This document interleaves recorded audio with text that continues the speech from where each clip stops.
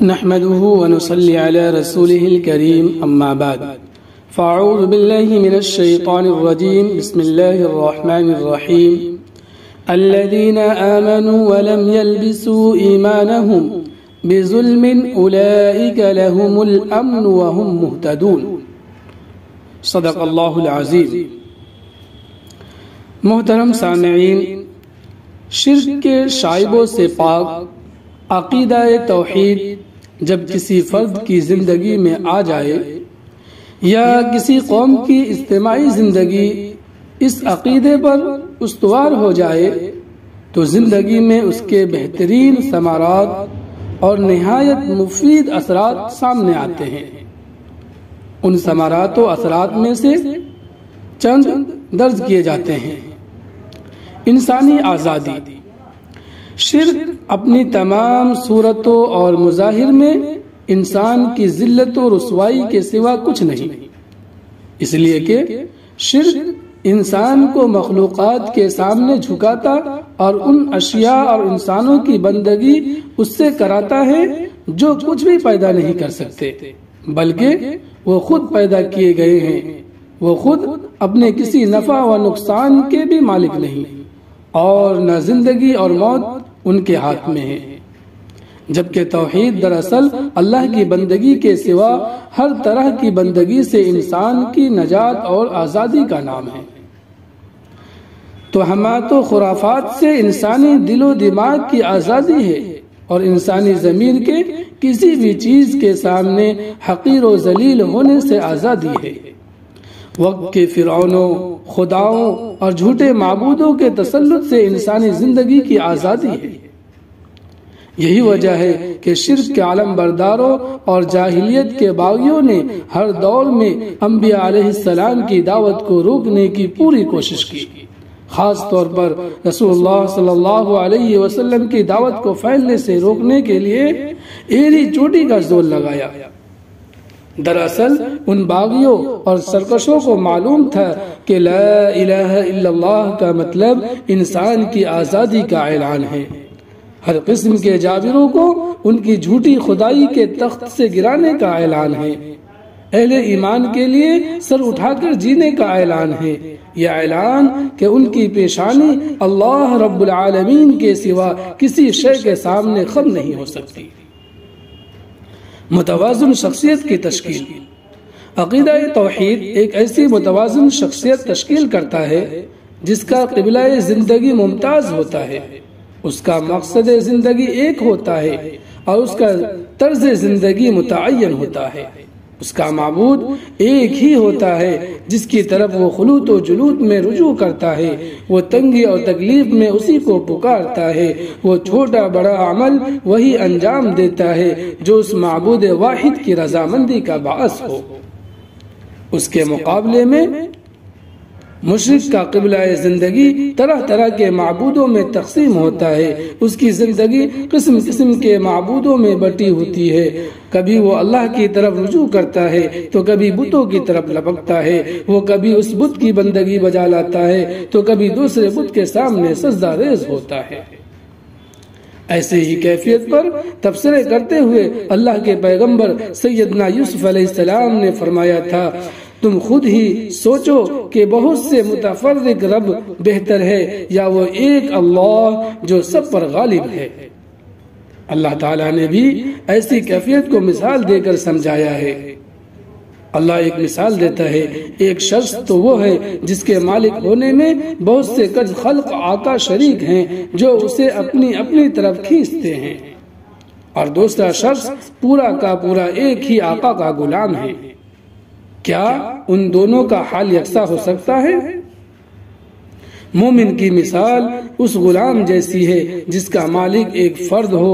ایسے غلام کو اپنے مالک کی پسند ناپسند اور خوشی ناخوشی کا علم ہوتا ہے، لہذا وہ غلام وہی کام کرتا ہے جو اس کے مالک کو خوش کرے اور اس سے اس کو راحت ملے. جبکہ مشرک کی مثال اس غلام جیسی ہے جس کا مالک ایک فرد نہیں بلکہ کئی افراد اس کے مالک ہوں. ایک فرد اس کو مشرق کی طرف روانہ کرتا ہے جبکہ دوسرا مغرب کی طرف بھیج دیتا ہے، ایک اس کو دائیں طرف سے کھینچ رہا ہوتا ہے اور دوسرا اسے بائیں طرف سے کھینچتا ہے۔ یہ مختلف اور متوازن رجحانات اور مقاصد رکھنے والے مالک ہے اور بیچارہ غلام ان کے درمیان منقسم اور بٹا ہوا ہے، اور وہ ایک جگہ نہیں ٹھہر سکتا نہ رک سکتا ہے۔ اطمینان دل کا سرچشمہ۔ عقیدہ توحید اپنے ماننے والے کو دل کا اطمینان اور سکون عطا کرتا ہے۔ عقیدہ توحید کے حامل فرد کے اوپر وہ خوف اور خدشات حاوی نہیں ہو سکتے جو ایک مشرک کے اوپر قبضہ جمائے رہتے ہیں۔ عقیدہ توحید ایسے خوف و خدشات کے تمام راستوں کو بند کر دیتا ہے، مثلا رزق کا خوف، موت کا خوف، بیوی بچوں کا خوف، انسانوں اور جنوں سے نقصان پہنچنے کا خوف، موت اور ما بعد الموت کا خوف، یہ تمام خوف عقیدہ توحید سے خالی دل کی آماج گاہ ہے۔ بلکہ اس طرح کے دل میں یہ تمام خوف بہترین طریقے سے نشو و نما پاتے ہیں، جبکہ عقیدہ توحید سے لبریز دل میں ان خطرات کا کوئی ٹھکانہ نہیں، وہاں صرف ایک رب کی ناراضی کا خوف ہے اور کسی کا نہیں۔ توحید پرست مومن اللہ کے سوا کسی شے سے ڈرتا ہے نہ کسی انسان سے۔ یہی وجہ ہے کہ جب لوگ گھبرا جاتے ہیں تو یہ مطمئن نظر آتا ہے، لوگ مضطرب اور بے چین ہوں تو یہ پرسکون دکھائی دیتا ہے۔ دراصل یہ عقیدہ توحید کا اثر ہے جس نے اس کے دل سے تمام خطرات و خدشات کا خوف نکال دیا ہے۔ جلیل القدر پیغمبر سیدنا ابراہیم علیہ السلام کے اپنی قوم کے ساتھ مکالمے میں اسی اطمینان قلبی کو قرآن مجید میں بیان کیا گیا ہے۔ جب ان کی قوم نے ان کو اپنے بتوں سے خوف زدہ کرنے کی کوشش کی، سیدنا ابراہیم علیہ السلام نے نہایت تعجب خیز انداز میں ان سے پوچھا، اور آخر میں تمہارے ٹھہرائے ہوئے شریکوں سے کیسے ڈروں، جبکہ تم اللہ کے ساتھ ان چیزوں کو الوہیت میں شریک بناتے ہوئے نہیں ڈرتے جن کے لیے اس نے تم پر کوئی سند نازل نہیں کی ہے۔ ہم دونوں فریقوں میں سے کون زیادہ بے خوفی اور اطمینان کا مستحق ہے؟ بتاؤ اگر تم کچھ علم رکھتے ہو۔ پھر اللہ تعالیٰ نے خود بھی واضح کیا کہ ان دونوں فریقوں میں سے امن کا حقدار کون سا فریق ہے، لہذا فرمایا حقیقت میں تو امن انہی کے لیے ہے اور راہ راست پر وہی ہیں جو ایمان لائے اور جنہوں نے اپنے ایمان کو ظلم کے ساتھ آلودہ نہیں کیا۔ دل کا یہ سکون دل کے اندر ہی سے پیدا ہوتا ہے، نہ کسی شیطانی محافظ کی کسی کوشش سے، اور یہ تو دنیاوی امن کی بات ہے۔ رہا آخرت کے امن کا معاملہ تو یہ دنیاوی امن سے زیادہ بڑا معاملہ ہے، اور یہ اہل ایمان ہی کو حاصل ہوگا کیونکہ انہوں نے اللہ کی بندگی کو شرک سے آلودہ نہ ہونے دیا بلکہ اس کو خالص رکھا۔ امام بخاری رحمت اللہ علیہ نے حضرت عبداللہ بن مسعود رضی اللہ عنہ سے روایت کیا ہے کہ جب آیت الذین آمنوا ولم يلبسوا ایمانہم بظلم اولئک لهم الامن وهم مہتدون نازل ہوئی تو ہم نے پوچھا یا رسول اللہ ہم میں سے کون ہے جو اپنے اوپر ظلم نہیں کرتا؟ آپ نے فرمایا بات اس طرح نہیں ہے جیسے تم کہہ رہے ہو۔ کیا تم نے لقمان کی اپنے بیٹے کو نصیحت نہیں سنی کہ یا بنی لا تشرک باللہ ان الشرک لظلم عظیم، اللہ کے ساتھ کسی کو شریک نہ کرنا، حق یہ ہے کہ شرک بہت بڑا ظلم ہے۔ لہذا واضح ہوا کہ مطلب یہ ہے کہ انہوں نے اپنے دین کو اللہ کے لیے خالص کر لیا اور اپنے عقیدہ توحید کو شرک کے شائبوں سے آلودہ نہیں کیا۔ نفسیاتی قوت کا سرچشمہ عقیدہ توحید اپنے ماننے والے کو بہت بڑی نفسیاتی قوت عطا کرتا ہے جس کی وجہ سے اس کا دل اللہ سے امید، اس پر یقین اور توکل، اس کے فیصلوں پر رضامندی، اس کے آزمائشوں پر صبر اور اس کی مخلوقات سے استغنا کی قوت و طاقت سے لبریز رہتا ہے۔ ایسا شخص پہاڑ کی مانند ثابت قدم ہوتا ہے جس کو حادثات زمانہ ہلا سکتے ہیں نہ حالات زمانہ ڈگمگا سکتے ہیں۔ جب بھی کوئی مصیبت یا سختی اس پر آتی ہے تو وہ مخلوق کی طرف نہیں بھاگتا بلکہ وہ اپنے دل کو اپنے خالق کی طرف یکسو کر لیتا ہے۔ وہ اسی سے مانگتا ہے اور اسی سے مدد لیتا ہے، اسی کے اوپر اعتماد و انحصار کرتا ہے۔ وہ مصیبت سے نجات اور خیر کے حصول کے لیے اللہ کے سوا کسی سے امید نہیں رکھتا۔ وہ اللہ کو چھوڑ کر کسی کے آگے دستے دعا نہیں پھیلاتا، وہ اس کے سامنے روتا اور گر گراتا ہے اور اسی کی طرف رجوع کرتا اور اسی سے اپنی لو لگاتا ہے۔ اس کا امتیازی نشان بزبان رسالت یہ ہوتا ہے، تو جب بھی مانگے اللہ سے مانگ اور مدد چاہے تو اللہ سے لے۔ ایسے شخص کی اعتقادی کیفیت کو قرآن مجید نے یوں متعین کر کے بیان کیا ہے، اگر اللہ تجھے کسی مصیبت میں ڈالے تو خود اس کے سوا کوئی نہیں جو اس مصیبت کو ٹال دے، اور اگر وہ تیرے حق میں کسی بھلائی کا ارادہ کرے تو اس کے فضل کو پھیرنے والا بھی کوئی نہیں ہے۔ وہ اپنے بندوں میں سے جس کو چاہتا ہے اپنے فضل سے نوازتا ہے، اور وہ درگزر کرنے والا اور رحم فرمانے والا ہے۔